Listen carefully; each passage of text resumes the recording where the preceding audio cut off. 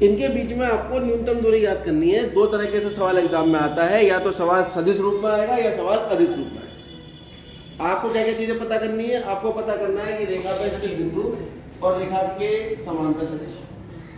इस रेखा पे स्थित बिंदु कोई दिक्कत? रेखा का जो समीकरण है वो ये है, r बराबर a1 प्लस लैम्डा b1, और इस रेखा का समीकरण है r बराबर a2 plus lambda b2। a1 a2 और b1 b2 इसलिए किया है कि अलग अलग समीकरण।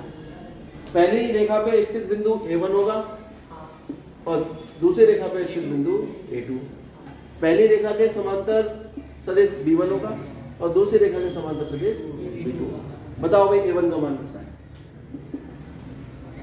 तुलना अगर करोगे इससे तो a1 का मान कितना आ जाएगा जो रेखा बिंदु पे स्थित है? आगे 1 2 3 कितना हुआ? i plus 2j plus 3k, ठीक है। और b1 का मान बताओ? तो लैम्डा की गुणा में i माइनस 3j प्लस, यहाँ बताओ a2 का मान 4i plus 5j plus 6k, और b2 कितना हुआ? 2i+3j+k।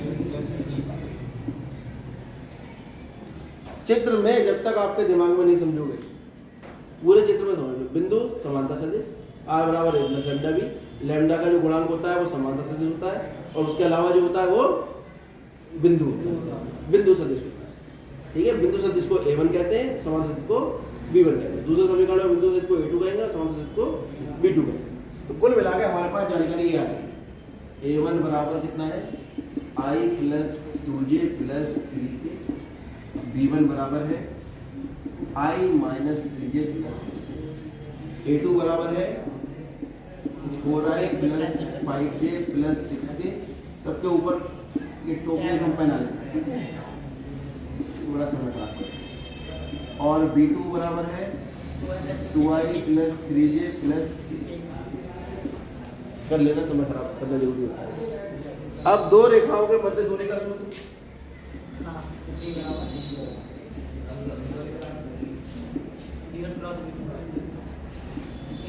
वो था a2 minus a1 dot b1 cross b2 बटे b1 क्रॉस b2।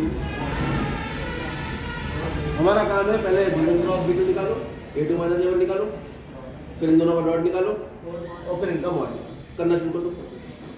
इधर मैं कर रहा हूँ a2 माइनस a1, ये a2 माइनस a1 निकला, 4 minus 1 3i plus 3j plus 3। फिर निकालेंगे b1 cross b2 i j k। b1 है 1 माइनस 3 2 i गुणा माइनस 3 माइनस 6 माइनस j गुणा 1 माइनस 4 माइनस k गुणा ये है 3 प्लस। तो कुल मिला के b1 क्रॉस b2 हमारे पास आ गया माइनस 9i प्लस 3j और प्लस 9k, ठीक है। एक बार और चेक कर लो। b1 का मान ठीक है i minus 3 plus 2k, b2 का मान 2i प्लस 3j प्लस ये और 1 माइनस 3 2 2 3 1 j गया 1 माइनस 4, ठीक है, सब कुछ ठीक है। अब b1 क्रॉस b2 मॉड निकाल लीजिए, under root minus 9 square plus 3 square plus 9 square under root 81 plus 9 plus 81 under root 9 और 1 10 और 11 8 और 8 16 और 1 29, ठीक है।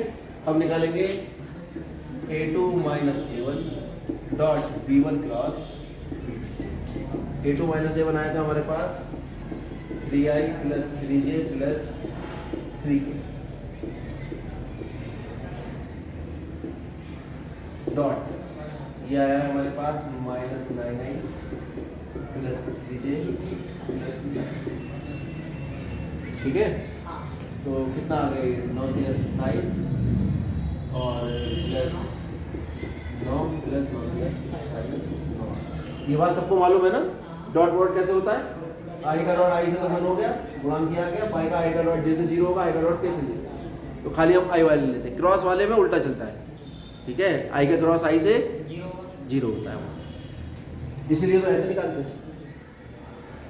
तो ये निकाल दिया हमने a2 - a1 dot b1 cross, और दो बिंदुओं के बीच की दूरी का जो सूत्र था वो था a2 - a1 dot b1 cross b1 cross अगर 9/170, ठीक है, और 171 कितना होता है?